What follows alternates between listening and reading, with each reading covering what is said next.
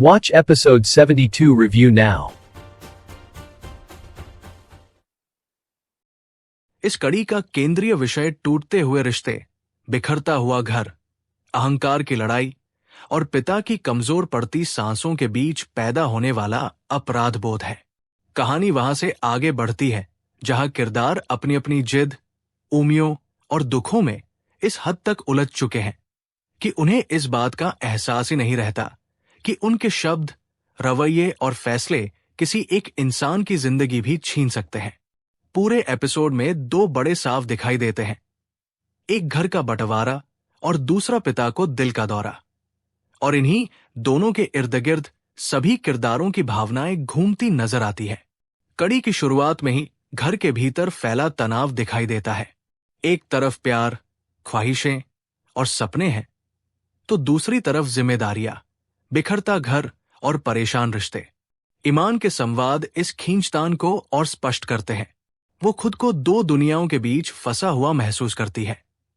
एक दुनिया उसकी पहचान, उसके काम और उसके स्वाभिमान की, और दूसरी दुनिया घर, बच्चों और टूटते रिश्तों की। यही संघर्ष इस कड़ी की मूल आत्मा है। यहां बहुत खूबसूरती से दिखाया गया है कि औरत सिर्फ घर तक सीमित कोई चीज नहीं है, बल्कि वह भी सपने देखती है, पहचान बनाती है, और जब उसे खुद को छोड़ देने पर मजबूर किया जाता है तो वो भीतर से टूटने लगती है। अब कहानी का रुख एक और बड़े हादसे की ओर बढ़ता है, घर के बंटवारे की बात। बेटों के मुंह से निकला बंटवारा शब्द एक पिता के लिए खंजर की तरह दिल में उतरता है। वही पिता जिसने एक एक ईंट जोड़कर ये घर बनाया, जिसने हमेशा औलाद को साथ रहने का सबक दिया, आज उसी के सामने इसी छत को बांटने की बात हो रही है। इस दृश्य में पिता की टूटी हुई आवाज और कांपते हुए शब्द दिल को चीर देते हैं। वो कहता है कि घर बांटने से नहीं बनता, जोड़ने से बनता है। और यही जुमला पूरी कड़ी का सबसे ताकतवर संदेश बनकर उभरता है। इसी भावनात्मक झटके के साथ कहानी अचानक एक बड़े मोड़ पर पहुंचती है। पिता को दिल का दौरा पड़ जाता है। यहां ड्रामा न सिर्फ तेज हो जाता है, बल्कि पूरी तरह भावनात्मक रंग ले लेता है। अस्पताल के दृश्य, रोने की आवाजें, भागदौड़, घबराहट, सब कुछ बेहद वास्तविक लगता है। डॉक्टर का यह कहना कि हालत नाजुक है, दिल कमजोर पड़ चुका है, सभी किरदारों के सामने जैसे आईना रख देता है। सारी लड़ाइयां, अहंकार की जंग, एक दूसरे पर भारी पड़ने की कोशिश, सब बेकार लगने लगता है। और एक पल के लिए सबको एहसास होता है कि जिसकी होश भरी सांसों से उनकी सांसें जुड़ी हैं, अगर वो न रहा तो ये सारे रिश्ते, ये सारे मसले बेमानी हो जाएंगे। इसी हिस्से में शब्बीर का किरदार बहुत खूबसूरती से आया है। वो गुस्से में फट पड़ता है, बहन भाइयों को झकझोरता है कि ये सब उन्हीं की वजह से हुआ है। उसका दर्द एक बेटे का दर्द है, जो अपने हीरो जैसे पिता को अस्पताल के बिस्तर पर देख रहा है। उसके शब्दों में सिर्फ दुख ही नहीं, बल्कि बेबसी भी है कि सब कुछ होते हुए भी वो कुछ न कर सका।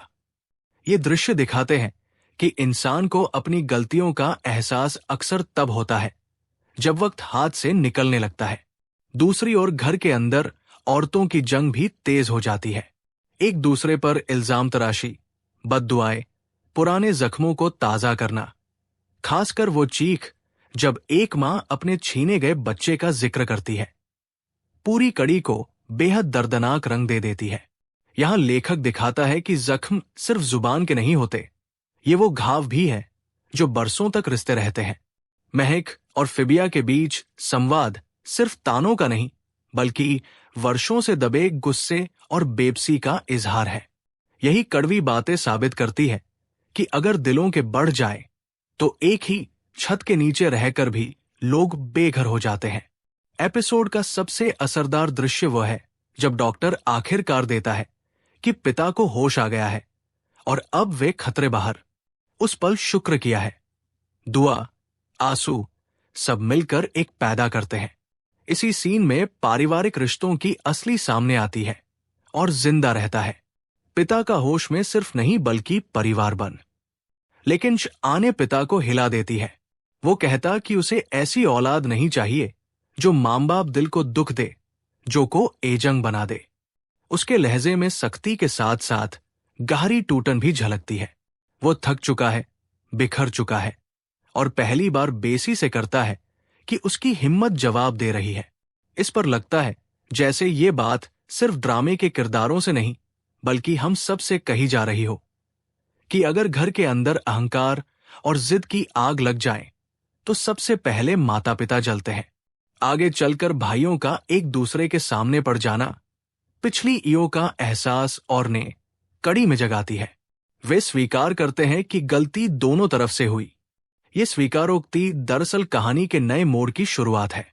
रिश्तों के टूटने के बाद जब इंसान जोड़ने कोशिश है तो वो पल और भी पवित्र हो जाता है। और यही भाव यहां बहुत खूबसूरती आया। ईमान और अन्य किरदारों द्वारा बार बार बैलेंस की बात करना इस ड्रामे का अहम है। संदेश स्पष्ट है कि जिंदगी में न घर छोड़ा जा सकता है न खुद। असल काम संतुलन बनाना है। औरत हो या अगर पहचान छिन जाए तो अस्तित्व बिखर जाता है और अगर घर बिखर जाए तो जड़ें खत्म हो जाती है। यही वो बिंदु है जो इस एपिसोड को महज कहानी नहीं रहने देता बल्कि सामाजिक टिप्पणी बना देता है। इस कड़ी की फिल्म निर्माण शैली, पृष्ठभूमि संगीत और संवाद मिलकर भावनाओं की को दोगुना कर देते हैं। खासकर अस्पताल के दृश्यों में संगीत दिल की धड़कन के साथ साथ चलता महसूस होता है। संवादों में कई पंक्तियां ऐसी हैं जो दर्शक के मन पर गहरी छाप छोड़ती है। जैसे घर बांटने से नहीं बनता, जोड़ने से बनता है और हीरो भी कभी कभी थक जाते हैं। ये वाक्य न सिर्फ किरदारों की स्थिति करते हैं बल्कि के बड़े सच भी उजागर करते हैं। कुल मिलाकर ये कड़ी एक गहरा भावनात्मक सफर है।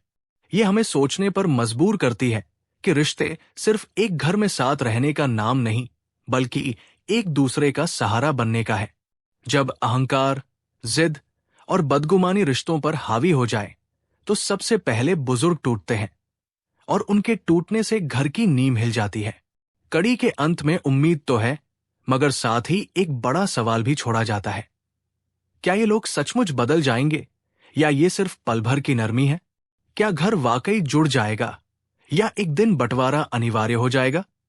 ये कड़ी अपने दर्शकों को रुलाने, कड़वे सच से कराने और रिश्तों की अहमियत आने में पूरी तरह कामयाब रहती है। ये सिर्फ नाटकीय टकराव नहीं बल्कि हमारे व्यवहार का है, जहां कई बार हम अपने अहंकार की खातिर उन्हीं दिलों को तोड़ देते हैं जिन्होंने हमें जीना सिखाया था। यही वो दर्द है जो पूरी कड़ी में धड़कता रहता है और अंत के बाद भी लंबे समय तक मन पर अंकित रहता है।